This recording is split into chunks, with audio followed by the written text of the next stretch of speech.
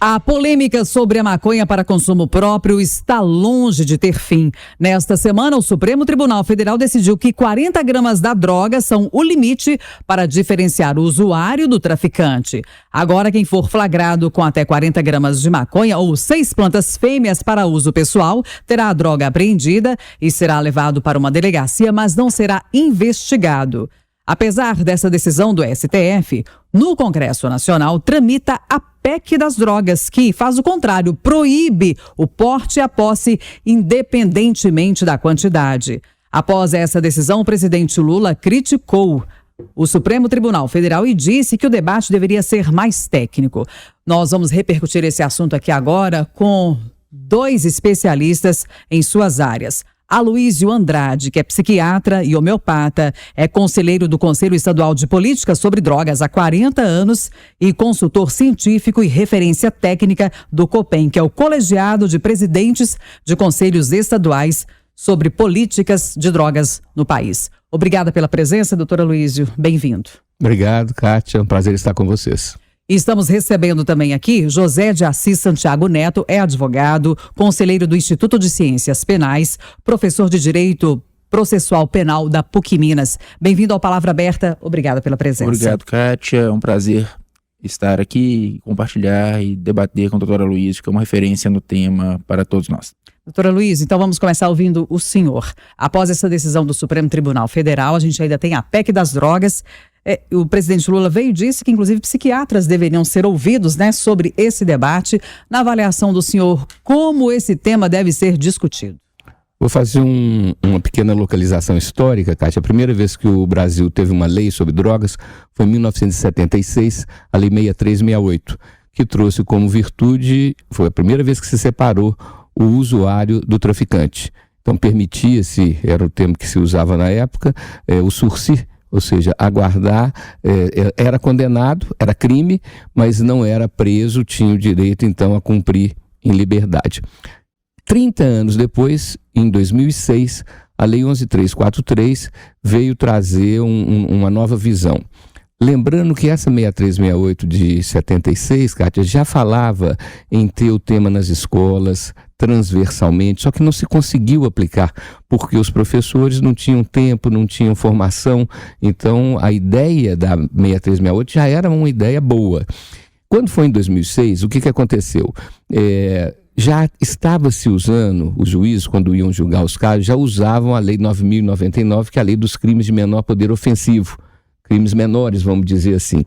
E então, a penalização da 11.343 eram penas administrativas, então não era um crime, era uma questão condenável, vamos dizer assim, mas ia para o juizado especial e as penas estabelecidas eram prestação de serviço à comunidade durante um ano ou pagamento de uma cesta básica durante um ano, frequência a curso de conscientização sobre a problemática das drogas e submeter-se a tratamento, né?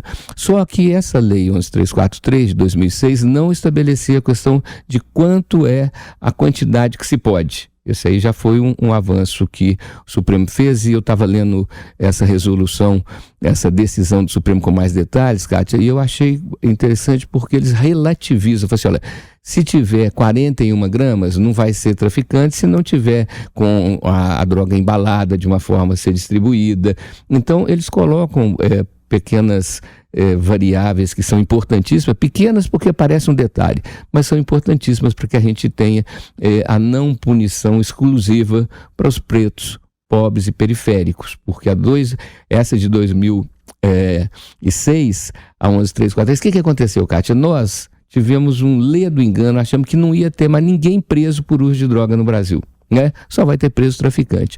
Só que muitas vezes a polícia, não indo, vamos dizer assim, com a cara do sujeito, colocava uma quantidade maior do que realmente tinha sido apreendida. Então houve uma explosão no número de prisões por tráfico de drogas no país e o tiro saiu pela culatra, porque o que a gente achava que ia fazer com que não houvessem usuários presos, né, uma pessoa que tivesse num lugar, vamos dizer assim, suspeito, com uma pequena quantidade, acabava sendo enquadrado com uma quantidade maior. Então esse é o grande senão da tentativa de enquadrar e de travar, e acaba que o sabonete, como o sabonete molhado, quando você aperta, ele pula fora de sua mão e escapole, né? Então esse é o rápido resumo histórico, e agora nós vamos ter então que definir isso. Na minha percepção, Kátia, depois a gente vai falar disso com mais vagar, é uma decisão que tem que ser da comunidade, tem que ser da população, e nos moldes que em 2005 foi feito então para o Estatuto do Desarmamento, né? A questão assim, de especialistas, né? Pró, especialistas contra, especialistas que acham um meio do caminho, né? E eu acho que tem que ser feito isso. A população não vai opinar numa consulta pública, num plebiscito, com o que ela acha, mas sim informada cientificamente, tecnicamente, baseada em evidências e em experiências bem-sucedidas, como é o caso de Portugal, que depois a gente pode falar com mais detalhes. Sim. Vamos ouvir então agora o professor José de Assis Santiago Neto. Na avaliação do senhor, essa decisão do Supremo Tribunal Federal, ela é razoável, atende de certa forma, ou o senhor tem críticas? Bom, Kátia, a decisão do Supremo ela é importante. Ela é um passo importante em um processo histórico, mas um passo tímido, né? O que o Supremo decidiu, é importante que nós digamos, foi que a posse de drogas para o autoconsumo não configura mais crime. O que é diferente de dizer, como muitos estão dizendo por aí, que não configura mais ou que está liberada a posse de drogas para consumo pessoal. O que o Supremo disse é que não configura crime, mas decidiu pela natureza de infração administrativa. Por quê, Kátia? Lá em 2006, 2007, o Supremo deu uma decisão dizendo que continuava considerando crime a posse de drogas. Foi uma discussão travada no Supremo à época, porque o crime do artigo 28 da Lei de Drogas não previa pena privativa de liberdade. E pela Lei de Introdução ao Código Penal, crimes são aquelas infrações penais punidas com penas de detenção ou reclusão. Então a lei, ao não punir com pena de reclusão ou detenção, havia criado um limbo jurídico onde não era crime, não era contravenção, porque contravenção também pela lei seriam aquelas infrações penais punidas com prisão simples, ambas combinadas ou não com pena de multa. E o Supremo, lá em 2007, por ele assim, decidiu que continuava sendo crime. Agora o Supremo voltou atrás nessa posição, e como as turmas do próprio tribunal já vinham decidindo nos últimos tempos, declarou que essa infração do artigo 28 seria uma infração meramente administrativa. E o que é o grande efeito disso?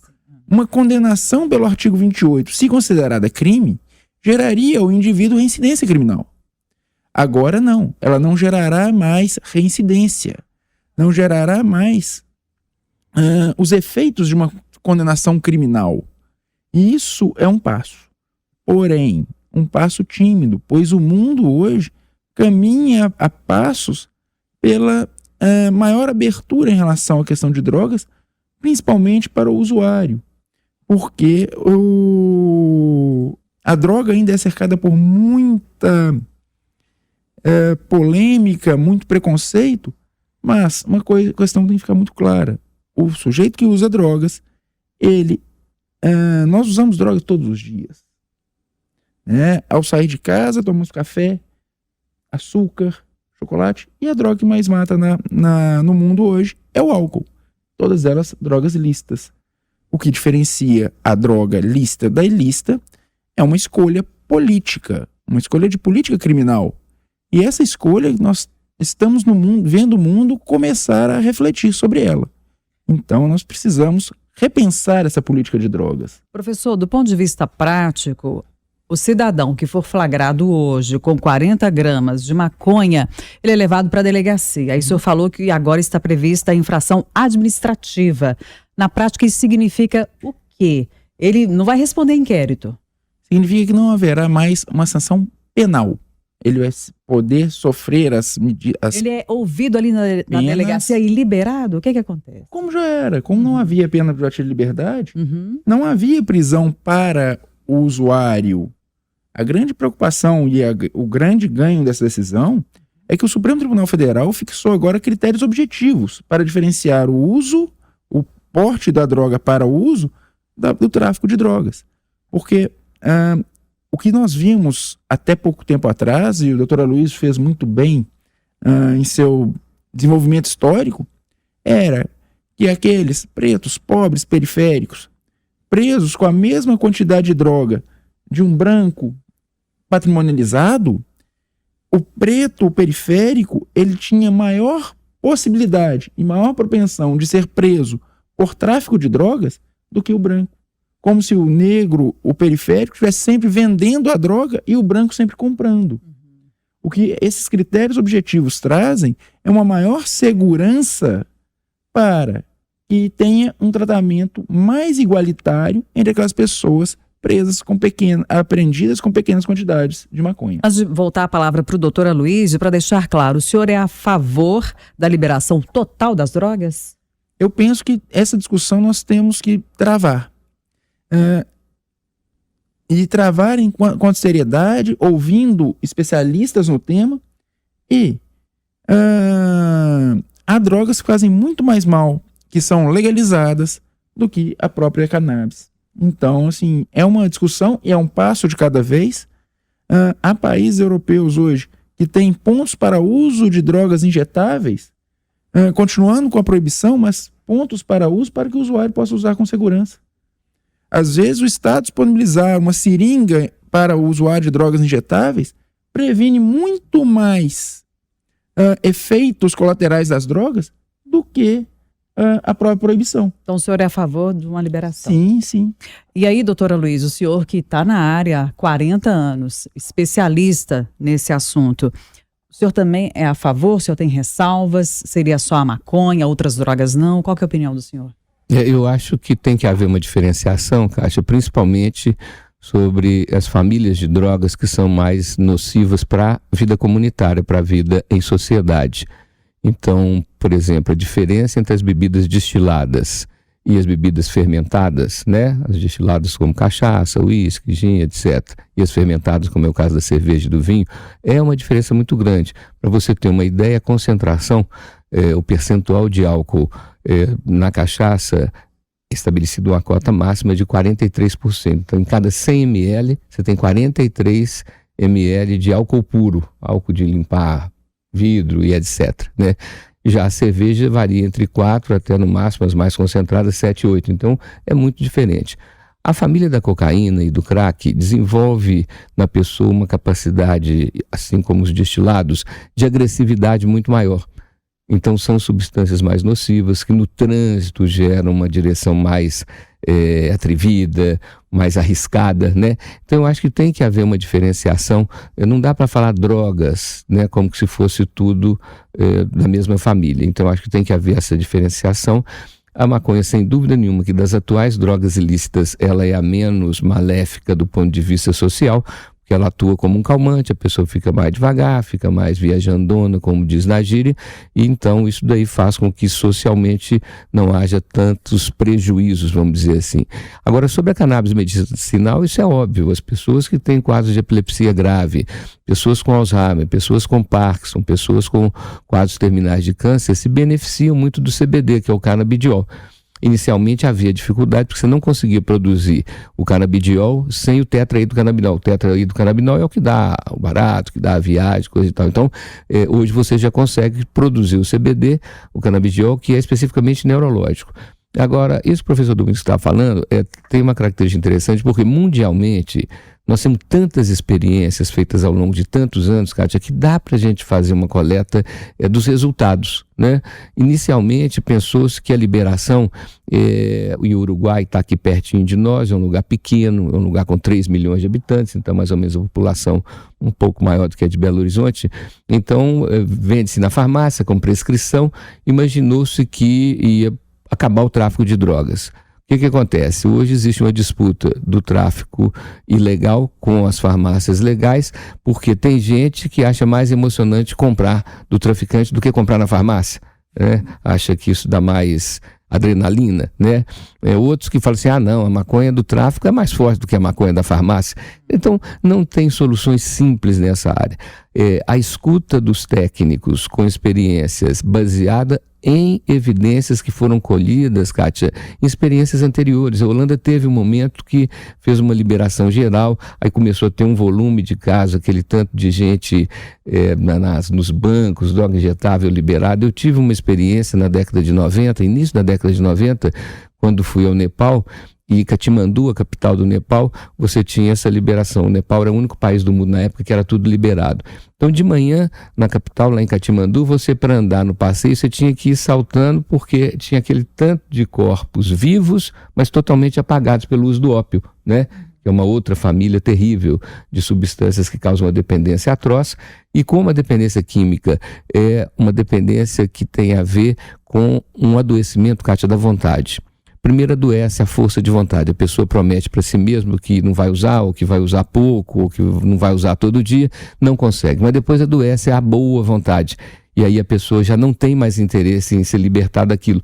E gera até aquela música muito nociva, muito inadequada, mas que diz: eu bebo sim, estou vivendo, tem gente que não bebe, está morrendo. Uma distorção.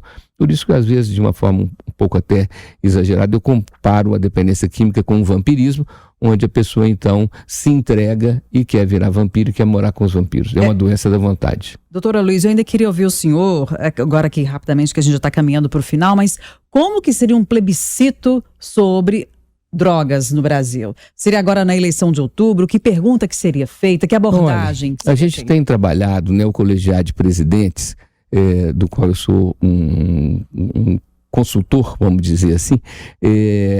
A proposta, e já mandei isso inclusive para o presidente Rodrigo Pacheco, é de que se tentasse viabilizar nas eleições de prefeito e vereadores uma pergunta: você é a favor de um plebiscito sobre as drogas? Ah, tá.